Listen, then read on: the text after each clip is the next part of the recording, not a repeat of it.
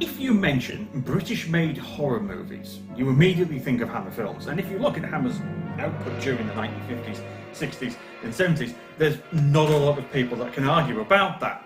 You could also argue that Hammer is the most successful British film studio ever. They may not have had the critical successes of Ealing or Woodward Films, but from a purely commercial point of view, there are very, very few studios, if any, that can challenge Hammer at consistently making profitable films.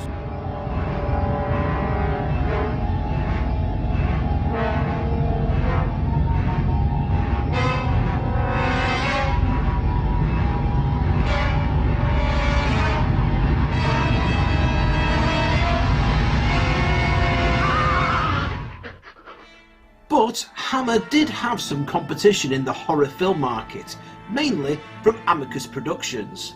The remarkable thing about Amicus is that they had no money and no actual studio. But between the years 1962 and 1978, they managed to produce 28 films in total, all turning in a rather decent profit.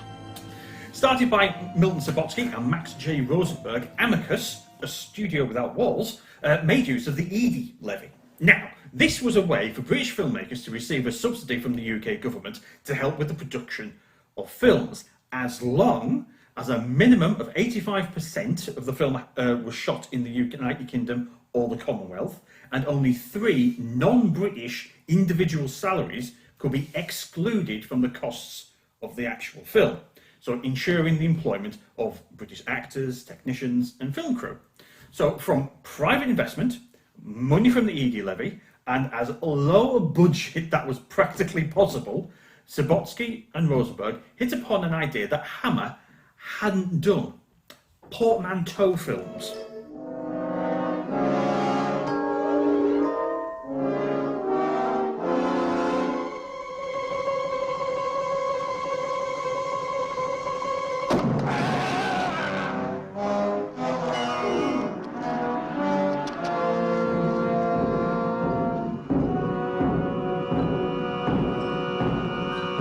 Portmanteau is a subgenre of movies consisting of several different short films, often tied together by a single theme, premise, or brief interlocking event, often a turning point. Taking inspiration from Ealing's Dead of Night from 1945, Amicus's first film in the genre was Doctor Terror's House of Horrors in 1965, where a mysterious stranger gave tarot readings to other passengers on the same train journey, all showing them where, when, and why they were about to die.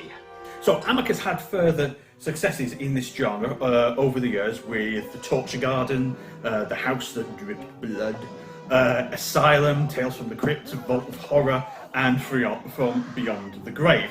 Now, all of these followed the same formula, and in the case of Tales from the Crypt and Vault of Horror, all of the stories used in those films were adaptations of EC comic stories from the publications of the same name.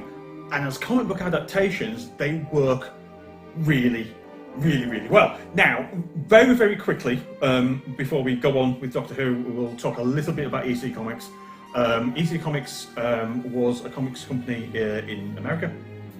They were very, very commercially successful in the 1950s because they were basically churning out horror comics, but also crime comics and other things as well, so westerns, romance, etc., etc. The really, really, really successful ones were the horror comics, like Tales from the Crypt and Vault of Horror. Now, interestingly enough, these were always kind of like introduced. There was a framing sequence that where the Crypt Keeper from Tales from the Crypt would introduce the story. Then there would be the story itself. The end of the story, there would be some sort of twist ending.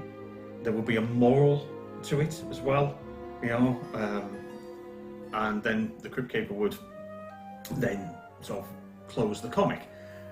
Now, at the time, as I said, these were really, really big sellers. They were outselling anything that National Publications, what is now DC, and Timely, what is now Marvel, although I'm not entirely sure whether or not they were called Timely at the time, were putting out.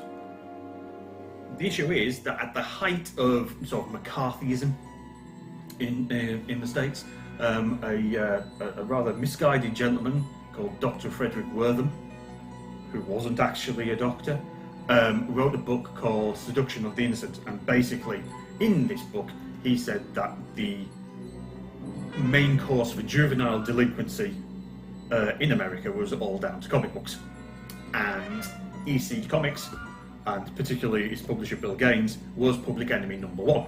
The actual sort of hearing by all the senators and what have you actually cleared comic books. They said, oh well, we're not going to do anything. Don't be silly, Mr. Wortham, because he was he was not a doctor. But the comics companies got together and said, right, to stop us from being targeted like this again, we're going to have a voluntary code that we're going to follow. And the comics code was formed. However, the knock-on effect of this was that Bill Gaines couldn't publish the same types of stories in Vault of Horror and Tales from the Crypts and the crime comics and the horror, the science fiction comics and what have you. So he effectively put him out of business. Great shame. The stories are brilliant, really. For 1950s, the stories are superb. They're really, really well written. They're wonderfully drawn. Go and try and check some of these out. And it's some of these stories that Amicus got hold of and did adaptations of.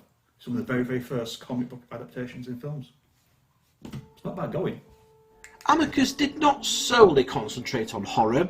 Its first few films produced under the Amicus banner were made to capitalise on the emerging teen market, and their musicals It's Trad Dad in 1962 and It's Just for Fun in 1963 are about as awful as the titles make them out to be. Although, there are some unlikely gems in the list of Amicus Productions. The Birthday Party, for example. That's an adaptation of a Harold Pinter play. Actually, a screenplay done by Pinter himself and directed by William Friedkin. Yes, that William Friedkin of The Exorcist fame and The French Connection. By the late 1970s, Amicus was finally closing down, with its last few films being adaptations of Edgar Rice Burroughs stories, such as At the Earth's Core, The Land That Time Forgot, and its follow-up, The People That Time Forgot.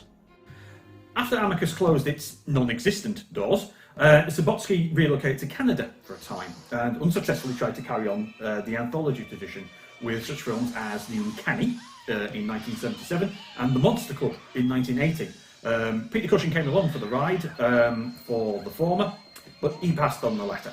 He managed to secure the rights to some of Stephen King's properties in the 1980s and got a credit on the King anthology Cat's Eye in 1985.